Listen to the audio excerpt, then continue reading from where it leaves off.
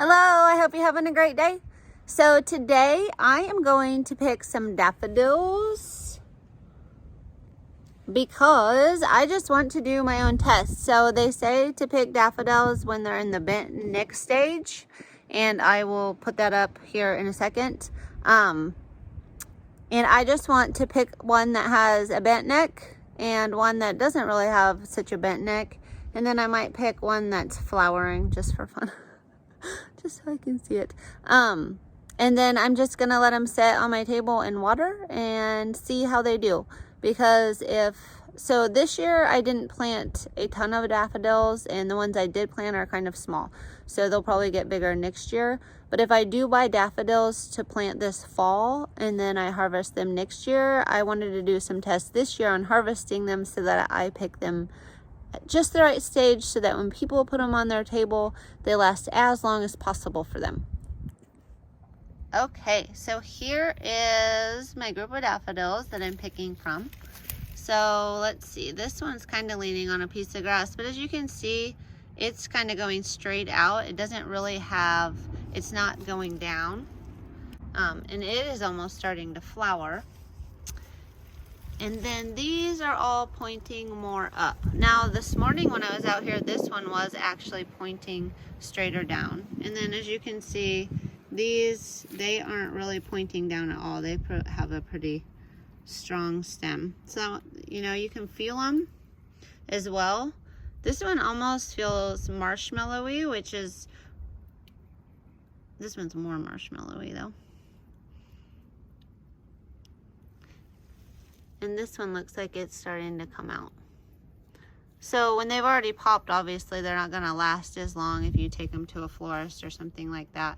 And another thing about daffodils is that they have a toxic sap in them. So if you're like me and you have a beautiful cut flower arrangement on your table, and then you dump the water and give them fresh water, and you want them to last as long as they can because you just love them or whatever, or somebody gave them to you and you want to just extend the life of them, well, if you cut a daffodil stem and put it in with the other flowers, it has a toxic sap that leaks out and it will hurt your other flowers. They won't last as long. So it's recommended to not even cut them. Once you cut them, you can put them in water for like half a day or even a day. I mean, just depending on if you're a florist, not a florist, if you're putting them right into an arrangement or not. I think they say 4 to 6 hours is what you want to put them in water by themselves so that sap kind of hardens off and doesn't hurt your other flowers. So if you get them home and you are like, oh, I'm going to make this arrangement prettier, and you cut them, you're going to hurt your other flowers. Unless you cut them, put them in a vase all by themselves, and then bring them back to the vase that you cut the other flowers with. Okay, and some people do go ahead and pull the entire bulb out because underneath the ground, the stem is a lot longer. But today, because I am just doing a test and I want these to come back next year, I am not going to pull the bulb out of the ground. I'm just going to cut them as low as I can. So I almost think this stem looks more bent. So I have two vases. I have one that says bent neck and one that's just plain. And I kind of think, what do you guys think? If I look at all of these, I've got the bent neck where there's just a little bit of flower showing. So let's go ahead, and I am going to go as far down to the base of this plant as I can. I'm kind of getting out sorry, it's hard to hold the phone and do this. And I'm just gonna cut it. So this is what that one looks like. I think it should be a little more bent than that, but I'm gonna drop it in the water. And let's see, this one looks actually pretty bent too. And it has a little bit more of the flower showing. So let's go ahead and follow this one down to the very base, as far down as I can go. And I'm going to put it's a little bit taller. So when we do our comparison, we can see here, we'll see which one lasts the longest in the vase. Okay.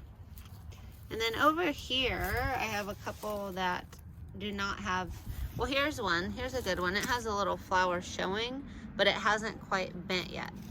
So I'm going to follow this one down to the base.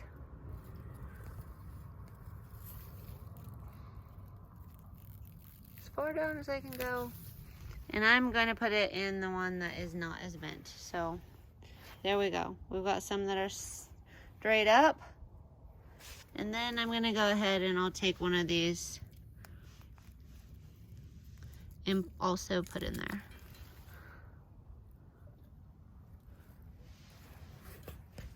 All right.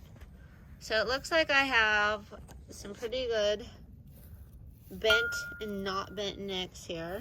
Let's see if I can flip this around a little bit so that we can see them better. Okay, so that's the comparison. These are just a little more straight up and down, and these are a little more bent. Now, perhaps they even need to be more bent than that, but we're gonna do the test here and see how it goes, because these are actually starting to open up, and you don't want them to open up. So I think that's about as bent. This one is probably about perfect. I'm guessing, if I had to guess. So I'll get these babies home, set them on my table in the same location, keep the same amount of water on the stems. Maybe in 2 or 3 days, maybe I'll just give it some new fresh water. But I'm going to do the same thing to both vases, and I'm just going to see which ones have the longest vase life and see which ones, or how long the vase life is. So today is Tuesday, March 30th. I need to do a little bit more walking today, my watch seems to be saying. Okay, so this is going to be my daffodil test. Stay tuned. I'll keep you updated. Have a great day.